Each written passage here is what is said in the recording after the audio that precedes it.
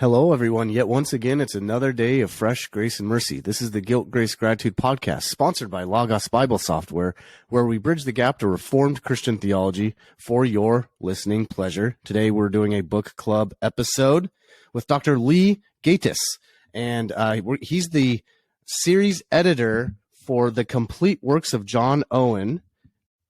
And so we're going to talk to him about this multiple volume series. And the number is pretty large, the volume number. So this will be a good conversation. There's going to be a link to Crossway in our show notes.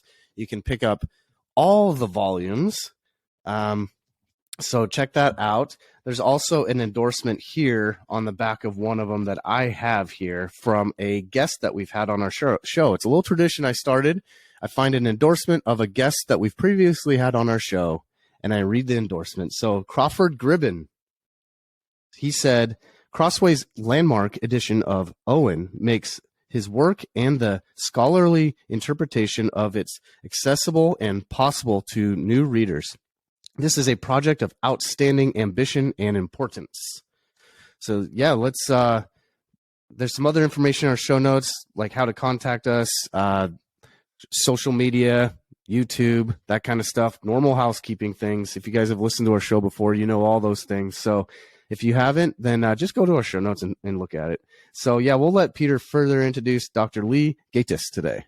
Yeah, we've got the Reverend Dr. Lee Gatiss, and he's been director of Church Society since January 2013. He's married to Kerry, and they have 3 children. He's read modern history at New College in Oxford. He got his THM at Westminster Seminary in Philadelphia, went to Cambridge for 17th century biblical interpretation, which is pretty important for these 40 volumes. Further links and talks about his books, articles, and we're going to link Dr. Lee's website on this as well. But it's a pleasure having you on to talk about Dr. John Owen, somebody that you spends quite a bit of time in editing his work. Yes, he takes a bit of editing. Particularly if you want to update it into a language that's understanded of the people. Exactly. But it's Jim Packer once said that Owen's English reads like the roughly dashed off translation of a piece of thinking done in Ciceronian Latin. There you go. That's, what a lifting endorsement of Owen's English prose. He can occasionally be a little bit prolix, verbose, obscure at times. Yeah, exactly. Yeah, we'll talk about some of his English and how to understand him during this episode. But maybe to start off, we've already given you kind of a brief little bio, but maybe if you can let our listeners know a little bit more about yourself, your background, and what you do at Church Society. Oh, thank you. Well, I'm an Anglican minister, so ordained in the Church of England, worked in various churches. And then after I'd done my PhD, I took over Church Society, which is a very old, established Anglican evangelical organization working within the Church of England with roots back into the early 19th century.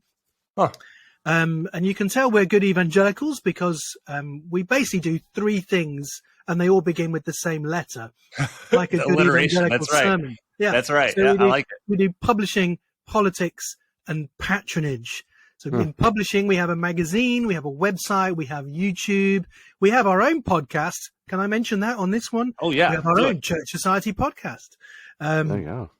And so we're turning out good material and books and things like that. So one of the recent things we did was a new edition of the Anglican Homilies. I saw that. Yep. A 16th century text, which I've updated the English and put in all the footnotes. One of the foundational documents, confessional documents of the Church of England. So we publish stuff like that and modern stuff too, of course.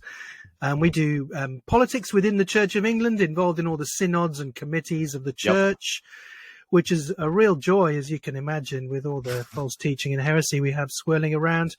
Oh, yeah. It's a nauseating and exhausting necessity. Yeah.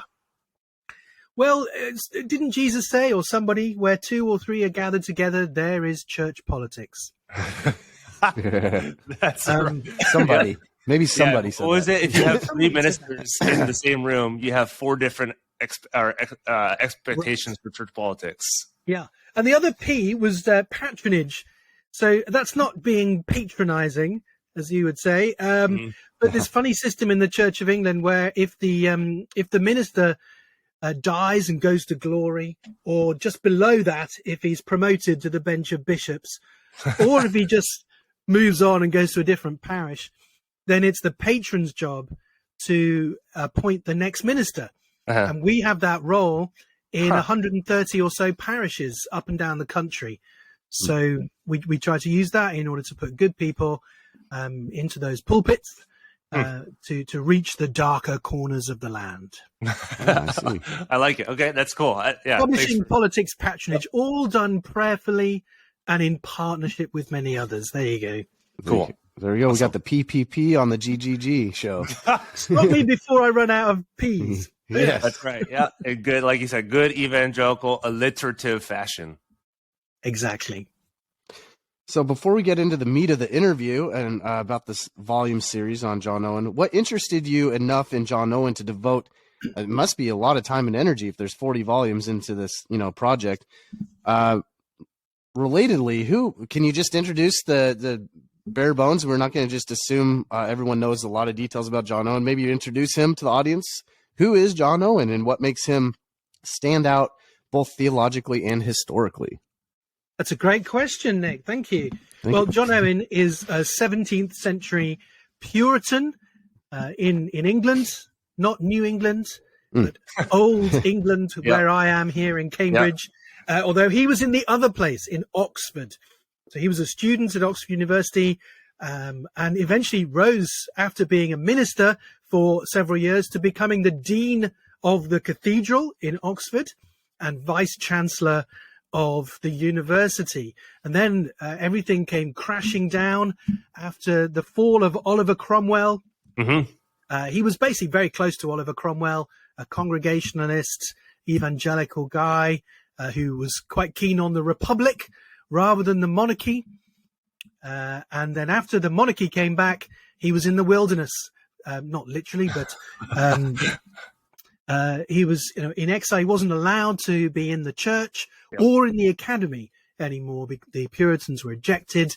And so he had this long period in his life where he was persecuted and not able to function in the way he had before as a leading light in the nation.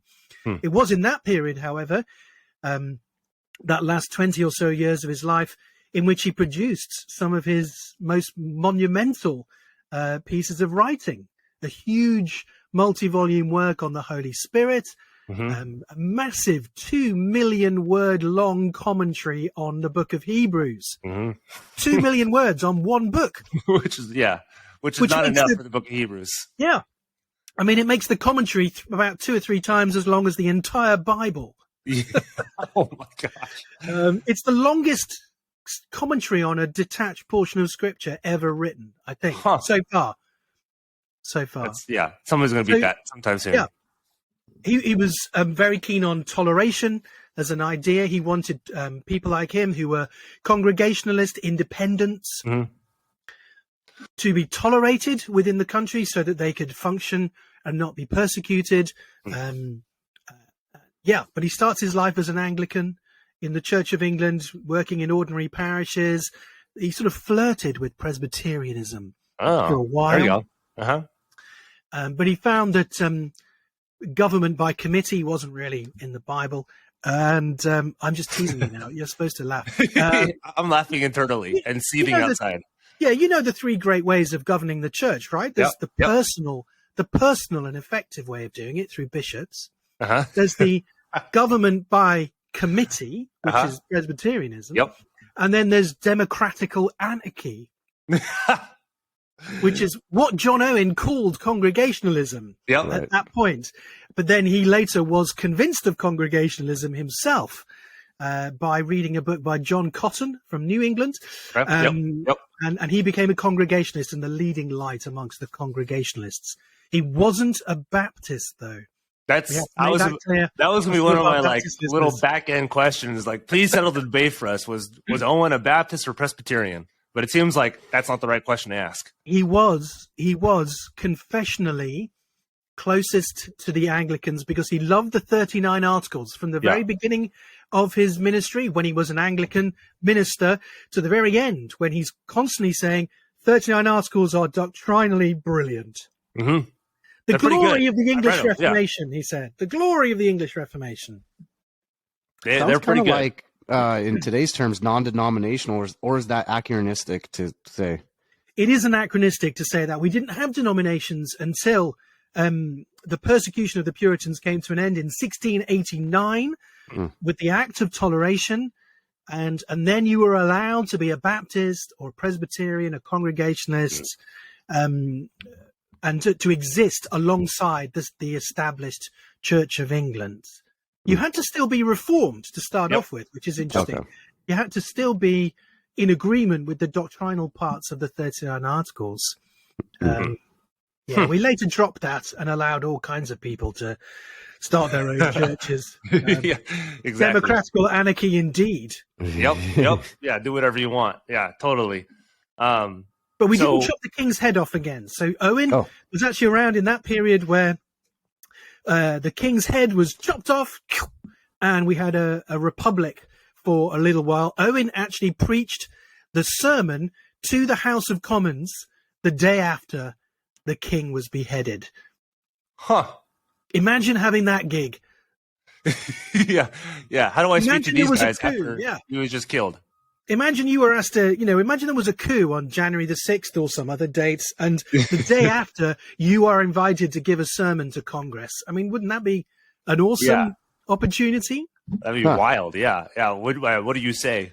Yeah, that John the Baptist's head was served on a plate, therefore your king's head was served on a plate. Interestingly, he doesn't really talk about what happened yesterday. He's more forward-looking and looking to the souls of those in front of him rather than anything else. That's wise. Interesting. That probably is the wiser thing to do. Yeah, for sure. And may account for the fact that he survives when the I was going to say when the king comes back, but of course he didn't come back. They did sew Charles I's head back on to his body, but that didn't really work. So when they restored the monarchy, they decided to bring his son back as Charles II. And Owen survived. He wasn't bumped off by the new king. Yeah.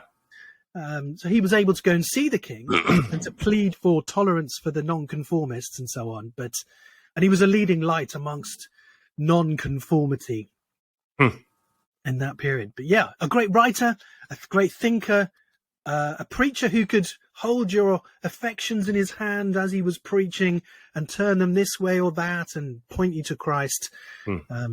That's the kind of guy he was. And I think his sermons are probably the best place to start. If you're unfamiliar with Owen, get hold of some of his sermons and read those. We're going to produce a new 5-volume set in our series of his sermons. That will be the best edition to get, obviously.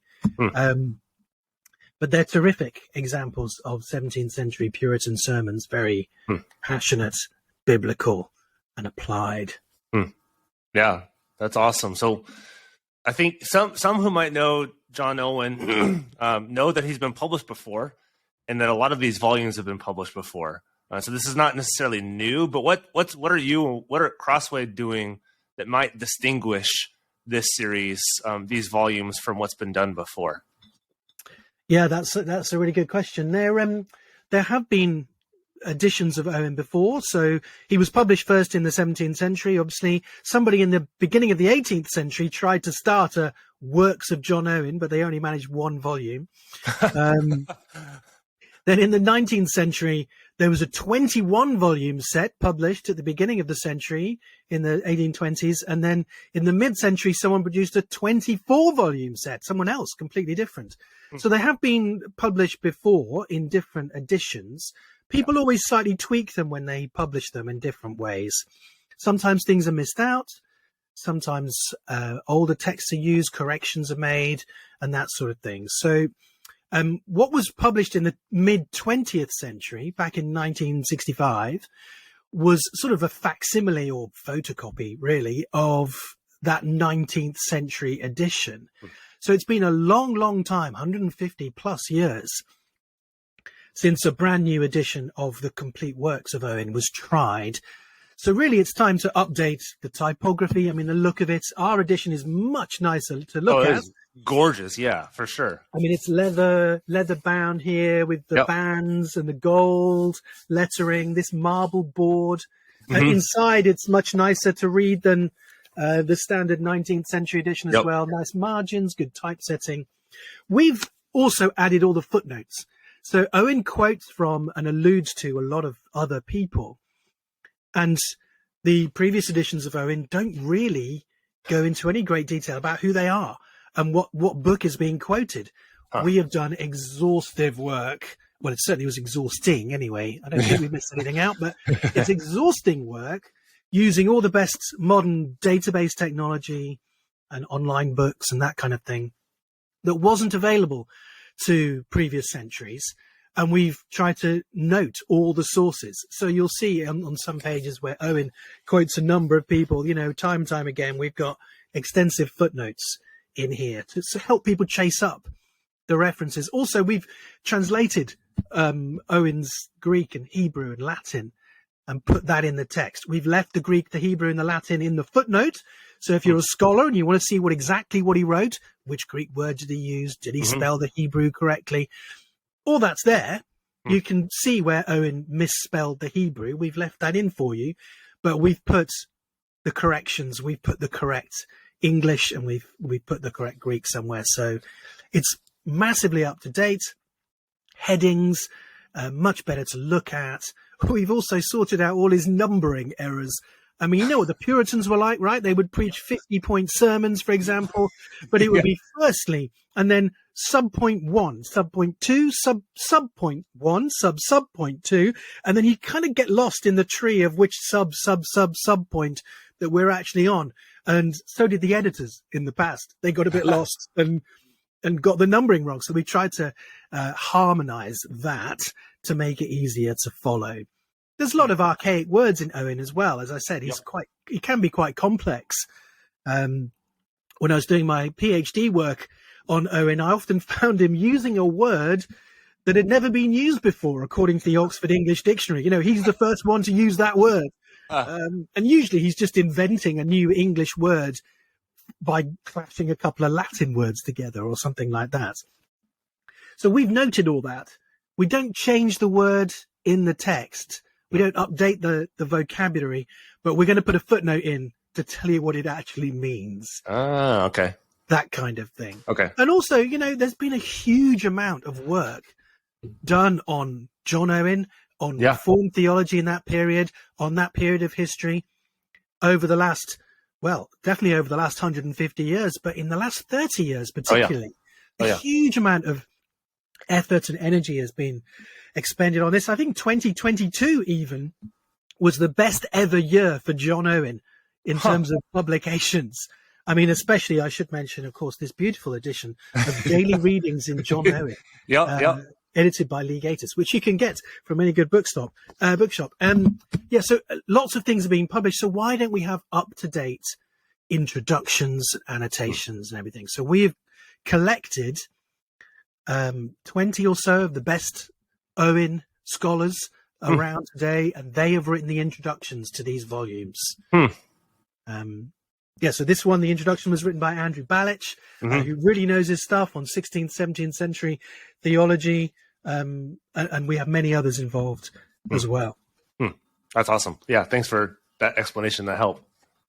Speaking of exhausting work, as you're well aware, the 40 volumes, there's 40 volumes there, and just for the audience to break it down, first, the topic of the Trinity, volumes 1 through 8, then the Gospel, volumes 9 through 14, then the Christian Life, volumes 15 to 28, then the Commentary on Hebrews, volumes 29 through 37, and then it rounds it out with Latin works, shorter works, appendices to complete the set. Is there something about the movement and the topics, maybe the order of that structure that, that John Owen wrote on that makes this order significant, or is it just kind of random? Has Crossway reworked anything, or have you kept the original order of publication? Good question. We haven't kept what you might say the original order of publication, because his books were written all the way through his career at different times. And so we have bunched them together into themes. Now, that mid-19th century edition, edited by Gould, also did the same sort of thing. It did bunch things together into groups, and we've generally followed the same sort of groupings to keep those books together, though there are some new things here. And obviously the sections have been expanded. So what was only 2 and a bit volumes in Gould of sermons has become a beautiful 5-volume chronologically arranged set of his sermons. What was 7 volumes on Hebrews is now 9 volumes on Hebrews. And then at the end, there are 2 particularly unique aspects of our edition, which you won't find anywhere else. One is the Latin works of Owen, which were untranslated by the Banner of Truth set. We've got brand new translations of these things, particularly his book Theologumena Pantodopa. Yep. Of course, it's characteristically a Greek title to a Latin work. Now, we've done a brand new, fresh translation of that, which will be published alongside some of his other Latin material, a new edition of his Latin dissertation on divine justice, for example. So all this is new. And then also some of his shorter works, not just letters and Latin orations to the University of Oxford and some things like that.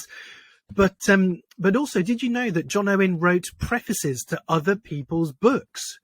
He was the J.I. Packer of his day, as it were. Did he actually read all the books that read all the books that he provided an introduction for? Well, that is the question, isn't it? Did he realize what he was endorsing? In one book, he does actually say, now, this book is a bit hypothetical universalist for me, and I don't agree with him about limited atonement, but the rest of the book's fine. Obviously, he doesn't say it exactly like that, because he would say it in 17th century English that would be difficult to decipher. But that is essentially what he says. So I think he did read the books. And his prefaces, we'll gather them together, and you'll be able to read those in this book.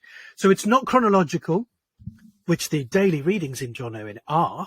But our edition has gathered things together thematically, because that's generally thought to be a bit more useful to scholars. All the dates are noted, so if you do want to follow things through chronologically, you can. That's really helpful. Yeah, thanks for providing that explanation. Because I think, those who've looked at other volumes, my guess is they wonder, and we'll have a question on this later on. They don't have to answer it yet, but do you read through this chronologically? Is that how he read it, or is that how he wrote it? So I think those are helpful kind of stuff, like structural questions around this stuff too. Yeah. So people's theology develops over time, so it is an interesting question to do that. When I had a sabbatical a few years ago, and I reread all of Owen in chronological order, because I hadn't done that before. I'd read him thematically, or bits here and bits there, and put it together that way. But I mean, I read the Hebrews commentary front to back several times. Holy moly! But I read it all again in chronological order in order to do daily readings on it and do those chronologically, because you do get a slightly different feel then. You hear his voice developing. You see the subjects he's interested in at particular times. Yeah. The sermons he preached at significant occasions, like when the king was beheaded, or after the siege of Colchester in the Civil War, and so on. They sort of snap into a little bit more focus in their historical context. So that can be quite helpful. Yeah. But a lot of the works, I mean, if he's written several things on the Trinity throughout his life, it's quite helpful to put those together. For sure. Yep. Yeah. And that kind of goes into my next question too. If someone were to begin reading Owen for the very first time, in your advice, would they just begin at volume 1 of this new works that you did, and then work the way forward chronologically? Or do you have a suggestion where to start and read? And then second sub question there would be, what are personally your 3 favorite works in this corpus of Owen, and why? Wow, those are great questions. Now, Owen has become sort of famous in some circles because of his book, The Death of Death in the Death of Christ. Oh, yeah, that's a huge one. A treatise on limited atonement. Yeah, and then J.I. Packer's forward to that a while back. Yeah, exactly. It's not everyone's favorite thing on the planet. Exactly. So Uncle Jim wrote a fantastic introduction to that, which has been greatly read, and that individual book has been published as a separate book, but in a number of different I was going to ways. tell the audience that was what first convinced me of Calvinism on the front end. That was the very first book I read when I became a Calvinist. Okay. Now, I actually don't think people should start with that book. Yeah, don't be like me, because I was a nerd. I know that lots of people do start there, but I actually wouldn't lead with limited atonement. It wasn't something that absolutely dominated Owen's life and thought. There are plenty of other major themes that he discusses, and I think often if you don't like limited atonement, you would then stop and you wouldn't read any more of Owen, and you'd be losing out, because there's a lot more to him than just that. And why start with something that controversial? Maybe. I'm not saying it's a bad book. There are things in it I wouldn't necessarily want to go with, but I would start with the sermons, because that's, if you were around in the 17th century, if you were knocking around in 17th century Oxford or Essex and you wanted to meet John Owen, you'd go along to his church, wouldn't you? Or you'd go and hear him preach in the college chapel, and you would hear what he was like expounding the word. That's where we start. So that's what I would do. Start with some sermons. And then you get the sense of the pastoral heart of the man, some of his theological underpinnings, and how he handles the Bible. So that's a great place to start. Then maybe look at some of his biblical exposition. Obviously, Hebrews, terrific. It is long, the Hebrews commentary. It is one of my favorites. That's what I spent my time doing as my PhD. I spent a long time looking at Owen on Hebrews. But there's some great meaty stuff in there. And take it slowly. Every page of it is precious. As some other commentators have said, there's plenty there to chew on. The other thing is some of his treatises, which started life as sermons, on mortification of sin and indwelling sin, are terrific. Yeah. He understands the human heart in a way that few writers today seem to, and can just press on exactly what is worrying you or dragging you down, and can be a good physician of the soul. So those are terrific works. The ones on being heavenly minded, his exposition of Psalm 130, which we have in a whole volume, is also terrific. So some of those things in the Christian life section of our 40 volumes would be terrific. Then, explore some of the meatier theological things on the Trinity, the Holy Spirit, and on soteriology, of course. He was excellent at that. But now, I would start with the sermons. And then your three favorite ones. And why? If you had to pick Dr. Lee's favorite Owen, I know that's like saying you have 40 children, pick three of them. Which is your favorite child? Yes. Yeah. Well... which ones affected you the most when you first read them?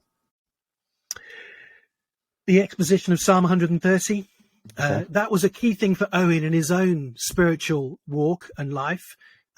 He was struggling when he left the University of Oxford as a student. His career as an academic had been cut short by Archbishop Laud.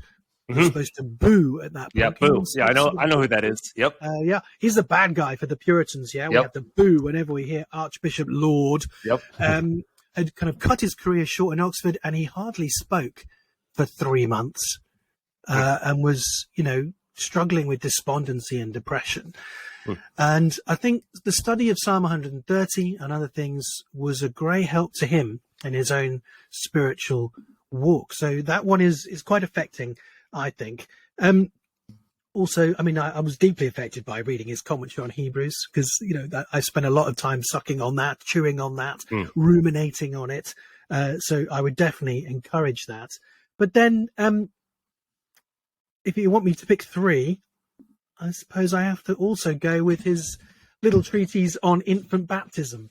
There you go. That's just because I control Pascal Denot and others who call him John the Baptist Owen, when he wasn't a Baptist at all. And that treatise is very clear on that subject. He was very much of a mind that you should baptize your babies. There we go. His theology, all the way through his life, his covenant theology demanded, promoted, and supported infant baptism in his own mind. I mean, that's what he says. Speaking our language here. Yeah, I like this. You're making us Presbyterians happy. Yeah. Well, you All see, the wasn't it Baptists are booing right Presbyterian? now as they listen to this. Owen couldn't stand Presbyterians. Let me just say that. Owen really didn't get on with Presbyterians. Presbyterians are the scum of the earth, almost, as far as Owen is concerned. So I mean, it's not I wrong. find it amusing that you like him so much. Yeah. But they Can't always be right.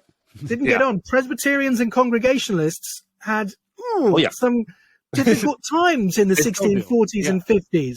So he didn't like presbys at all. And his covenant theology is a little bit different to what the Westminster Confession says. Yeah.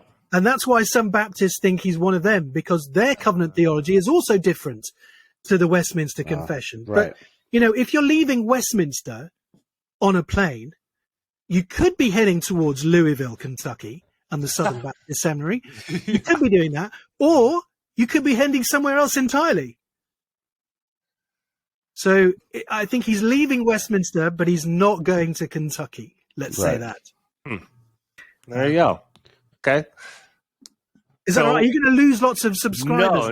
No. That's you're making our hearts happy. I mean, he can't be perfect. He can't be right all the time. So no, that's right. I mean, I'm an Anglican, and so I disagree with Owen on quite a number of things. Yeah, that's true. And I think even you can do that. Presbyterians don't like Presbyterians, so he's in the same boat that we're in. Yeah. I mean, who does, right? Who does? No, some of my best friends are Presbyterians, and some of my best friends are Baptists. That's okay. Yeah, totally. Yeah. So, and we've already kind of joked about this, but Owen's hard to read, and there's always been that joke that we have to translate him to English when he wrote in English. So he's just kind of a harder author to read. Unless you get someone who's modernized it in a nice, easy to read format. Anyway, sorry. Exactly. Yeah. So, and I think people wonder, like, is he hard to read because he's not writing to average everyday Christians, or he's writing to academics? Like what audience is he writing to? Yeah. And then it depends what book you read, doesn't it? It depends what book you read.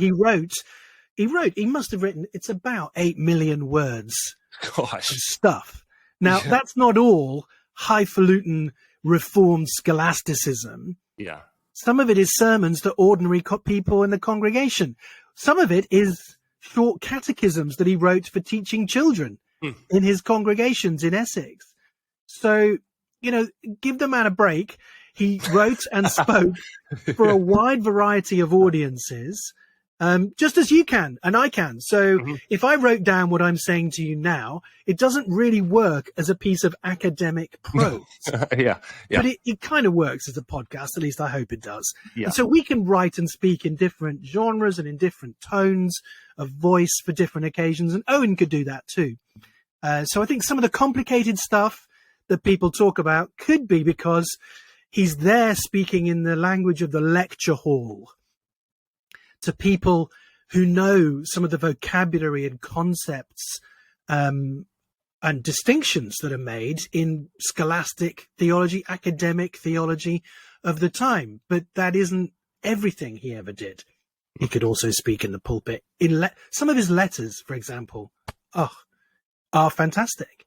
Owen, in his own life, he was married. He had 11 children. Jeez. When his first wife died, Mary, only one of his 11 children was still alive because they'd almost all died in infancy. Dang. Yeah. And then his remaining daughter also died, had a terrible marriage, and then had a disease and died. Now, that's a horrendous thing to happen to anybody, and obviously had an effect on him. And in one of his letters, he's writing to some friends, people in the congregation that he's pastoring, and they've also lost a child. They've lost a child, and he's trying to bring the comfort of the gospel to bear on that situation. And he says in that letter, throw yourself on Christ. Christ will be to you more than 10 children. And if you just think that's a kind of throwaway line, that's one thing to say. But if you realize that Owen had actually himself lost 10 children, then you realize that he's praising his Savior. Yeah. And giving the kind of comfort that not he just like a himself tight has. line. Yeah, exactly. It's his experience, not just a theologian writing something abstract. Hmm. So yeah. No, that's really helpful, because that goes into my next question, because I think some people will judge his language and judge his expositions based off of the more academic writings, but then forget he has a lot more lay level writings too. Because I think some of the famous ones, and we've already talked about, the one that kind of affected me the most was the death of death and the death of Christ. He's had the mortification of sin. He's got his communion with God. He's got his treatise on the Trinity. So he's got a bunch of writings. But there's also a lot of other Puritans and people in the 16th, 17th century who wrote a lot, but they're not as well known as John Owen. What do you think has been so durable about his legacy that we still read him, think about him, and delight in what he wrote even today? That's a great question. You see, a lot of the other Puritans are a lot easier to understand. Yeah, that's I mean, John Flavel. Yeah, John Flavel like Owen so much. Yeah, that he's so hard to read. Yeah, at times he is. And so if people ask me, where should I start with the Puritans, I may not actually recommend John Owen, unless it was to read, some easy to read short extracts. I would say John Flavel or someone like that, Thomas Manton, some of the great preachers who are a bit simpler to read than Owen, because they weren't necessarily academics or working in an academic environment. You see, we take on some of the tones of voice and ways of speaking of the context that we're in. Yep. Owen was working in Oxford, just as I live in Cambridge, and some of Oxford and Cambridge affect the way you speak. So if you get a Puritan who's somewhere else working in a fishing village on the south coast of England, they're going to preach differently. And sometimes that's more engaging. So some of those other Puritans are well worth reading because they're a lot easier to get into than John Owen. Now, but Owen is a more long-lasting Puritan than many of those because of the depth of his thinking on some of those big issues to do with the Trinity and the atonement and soteriology, the doctrine of salvation more generally. And his work on those things has lasted. His book on Hebrews has never been out of print since it was written. Despite being 2 million words long, it has been seen as, a terrific piece of work that needs to be kept in print and used. So that's why. And also, I guess, because of who he was. He was chaplain to Oliver Cromwell. At a key moment, he preached the day after the king had his head chopped off. And then he was the leading nonconformist divine theologian in the period when the nonconformists were persecuted and outside of the Church of England, alongside Richard Baxter, who we don't talk about because he was a dodgy Presbyterian. Yeah, he's got kind of a wonky view of justification. Actually, not wonky. Yeah. He's got a heretical view of justification. He is wonky, but I did just say he's a Presbyterian, so you should have assumed that. That's true. Yeah, we're all wonky. Yeah, we got to take all the wonkiness with us and run with it.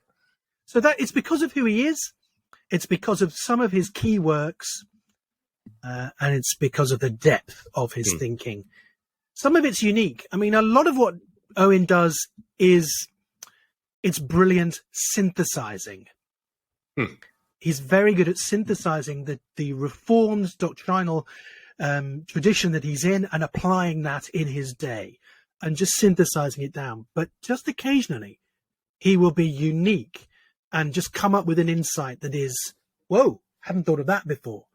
So his book on communion with the triune God has this idea that we have distinct and particular fellowship with each person in the Trinity. Communion with the Father in love, communion with the Son in grace, communion with the Spirit in consolation. And that, it's an arresting thought. You've got to put it in proper Trinitarian theological context. Inseparable operations and so on.